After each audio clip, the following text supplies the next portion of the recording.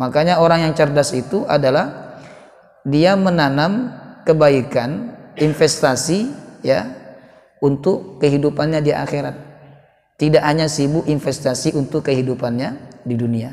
Dan investasi yang paling nyata dalam kehidupan kita jemaah rahimakumullah adalah anak. Kalau harta, tidak semua orang punya harta, tapi anak, rata-rata orang punya anak.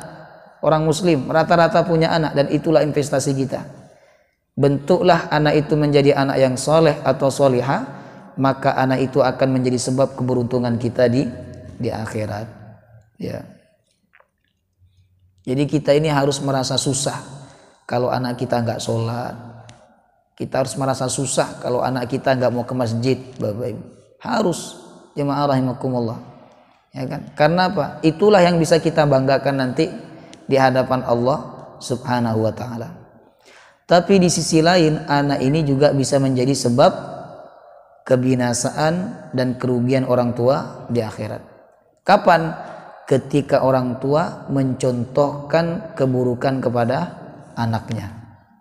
Mereka akan mencontohkan keburukan kepada anak mereka di dalam ayat ini, sehingga anak mereka melanjutkan keburukan mereka, cucu mereka melanjutkan keburukan mereka. Akhirnya mereka bertambah rugi. Setiap saat bertambah rugi, Bapak Ibu.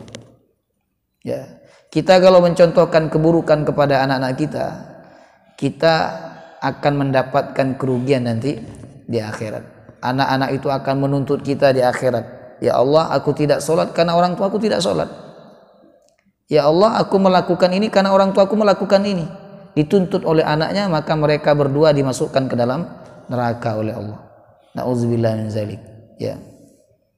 Makanya jamaah rahimakumullah, jangan sekali-kali kita melakukan keburukan di depan anak. Apalagi anak itu masih kecil.